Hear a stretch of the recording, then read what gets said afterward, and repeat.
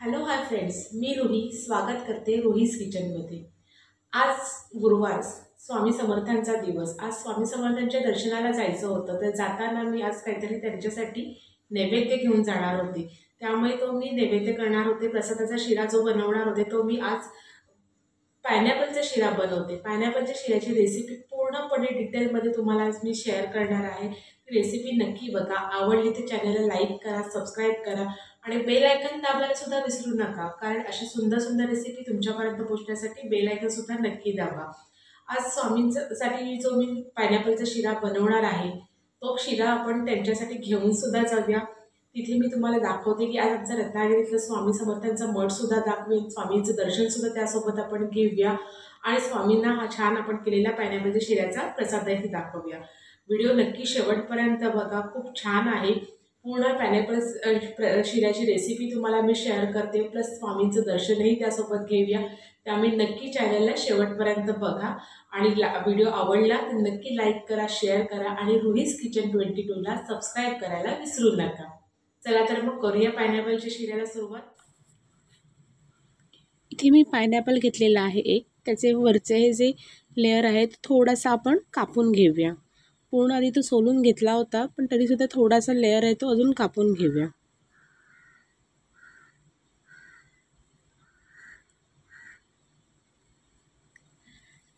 हे बघा, अशा पद्धतीने आता आपण त्याचे छोटे छोटे तुकडे करून घेऊया गोल।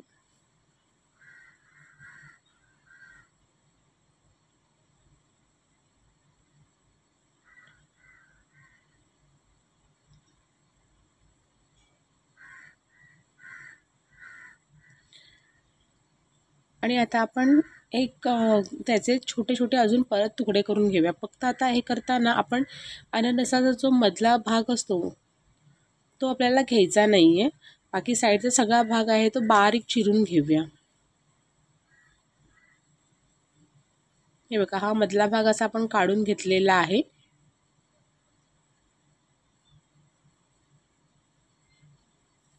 आणि बाकीचे त्याचे छोटे छोटे तुकडे करून घेऊया। टोटल आपल्याला किती तुकडे केल्यानंतर अननस क्वांटिटी होते ती आपण पुढे मेजरिंग करून घ्यायची आहे।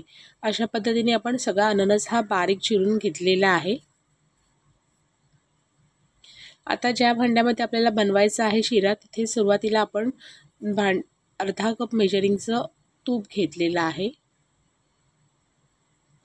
तूप छानपैकी गरम झालं की आपण त्याच्यामध्ये ड्रायफ्रूट्स टाकून थोडेसे फ्राय करून घेऊया।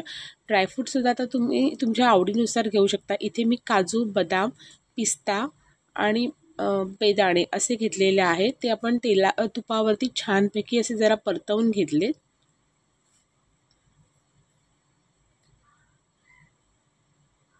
तुम्ही डायरेक्टसुद्धा यूज करू शकता। थोडंसं परतवल्यानंतर त्याला थोडासा जरासा अजून क्रिस्पीनेस येतो, चव छान लागते, म्हणून आपण ते परतवून घेतलेत आणि ते आता आपण काढून घेऊया।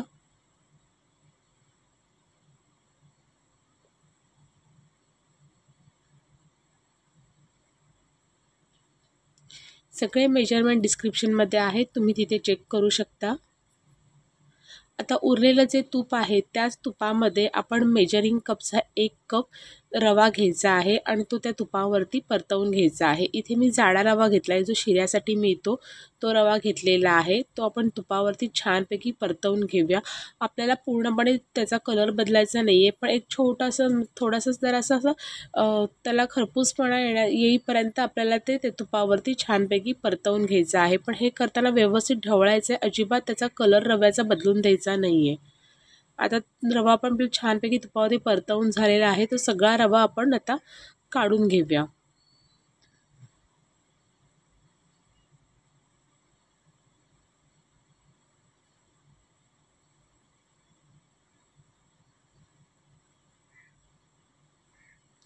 आता त्याच भांड्यामध्ये आता आपण जो पायनॅपल कट केला होता तो मेजरिंग करून घेतला आहे। इथे बरोबर मेजरिंग कपचे 2 कप आपण बारीक चिरलेला पायनॅपल घेतलेला आहे, तो आपण त्याच भांड्यामध्ये घेतला, कारण का भांडं गरम असल्यामुळे थोडासा तो त्याच्यावरती परतवून घ्यायचा। आता मीडियम फ्लेमवरती आपण हा परतवून घेतलेला आहे। आता ह्याच्यामध्ये आपण मेजरिंग कपचं 1 कप साखर टाकून घेतलेली आहे। साखर टाकल्यानंतर परत एकदा तो परतवून घ्यायचा थोडासा।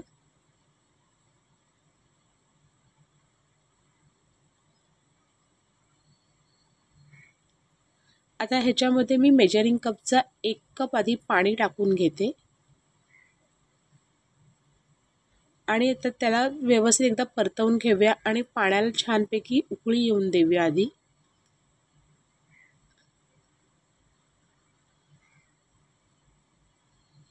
हे बघा पाण्याला उकळी आल्यानंतर आता स्मॅशरने आपण जो काही अननस आहे तो थोडा आता नरम झालेला आहे तो पहिल्यांदा छानपैकी आपण स्मॅश करून घेऊया की जेणेकरून तो थोडासा असा नरम पण असा होईल आणि त्याचा सगळा फ्लेवर आहे तो त्या पाण्यामध्ये उतरेल। अशाने आपण तो व्यवस्थित स्मॅश करून घेऊया कारण का खाताना आपल्याला थोडासा त्याचा असा क्रंचीनेस पाहिजे पण त्याचा सगळा फ्लेवर पण उतरला पाहिजे कारण का आपण इथे इसेन्स वापरायचं नाही आहे।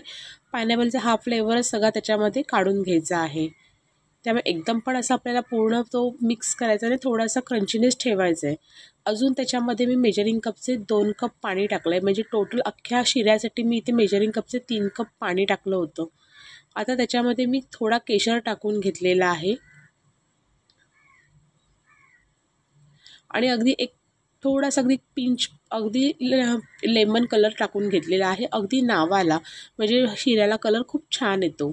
आता त्याला एकदम छानपैकी उकळी आली ह्या सगळ्याला आणि आता ह्या सगळ्यामध्ये आपण रवा जो भाजून ठेवलेला होता तुपावरती तो आपण ह्याच्यामध्ये टाकून घ्यायचा आहे आणि अलगद ढवळायचे। आता तुम्हाला थोडं पातळ वाटेल पण जसा रवा त्या पाण्यामध्ये मिक्स होत जाईल त्या पद्धतीने तो रवा अगदी छानपैकी असा घट्ट होत जाईल। त्यामुळे पाण्याचा आणि आपल्याला अगदी एकदम घट्टसर असा शिरा करायचा नाही छान मऊ लुसलुशीत करायचं आहे त्याच्यामुळे एवढं बरोबर आहे पाण्याची क्वांटिटी। आणि आता जसं ते घट्ट होत जाते तेव्हा आपण जे ड्रायफ्रूट्स तुपावरती परतवून ठेवलेले होते ते ड्रायफ्रूटसुद्धा आपण आता ह्याच्यामध्ये टाकून घ्यायचे आहेत आणि परत एकदा सगळं मिक्स करून घेऊया आपण ते। खूप सुंदर मऊ लुसलुशीत एकदम छानपैकी आता आपला हा शिरा पायनॅपलचा तयार होतोय। सगळं व्यवस्थित ड्रायफ्रूट्स मिक्स करून घेतले। आता आपण त्याच्यासाठी एक झाकण ठेवून अगदी 5 मिनिटाची वाफ काढून घ्यायची आहे।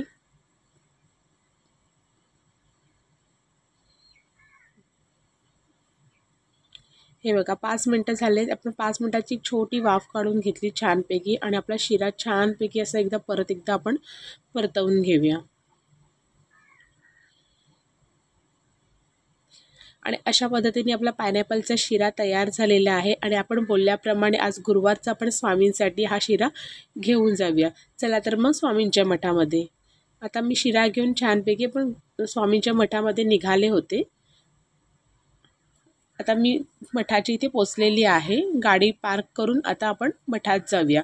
इथे रत्नागिरीमध्ये काँग्रेस भवन जिथे पहिल्यांदा विठ्ठल मंदिर लागतं त्या विठ्ठल मंदिरच्या इथे बघू शकता तुम्ही खूप छानपैकी सुंदर पहिलं विठ्ठल मंदिर लागतं आणि विठ्ठल मंदिरच्या पुढेही त्याच कंपाऊंडमध्ये स्वामींचा हा मठ आहे।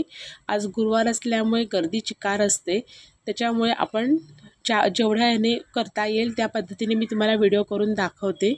हे बघा आपण मठाची इथे आलेलो आहोत छानपैकी बाहेर एक मस्तपैकी मोठा औदुंबर आहे तिथे ह्या अशा सुंदर पादुका आहेत त्या पादुकांचं दर्शन घेऊया। इथे बाहेरच एक छोटी स्वामींची मूर्तीसुद्धा आहे आणि गणपतीची सुद्धा आहे। हा या मठाचा एंट्रन्स आहे। श्री स्वामी समर्थ आज गर्दी असल्यामुळे मठामध्ये खूप गर्दी होती गुरुवार असल्यामुळे त्यामुळे मी खूप शांतपणे असं घेतलेलं आहे। आता आपण मठात येऊन स्वामींना हा आपण पायनॅपलचा शिरा दाखवूया नैवेद्य। इथे पहिले सुरुवातीला मी पादुकांचं दर्शन घेतलं आणि नंतर मग स्वामींना पायनॅपलचा शिरा दाखवण्यासाठी आतमध्ये गेले।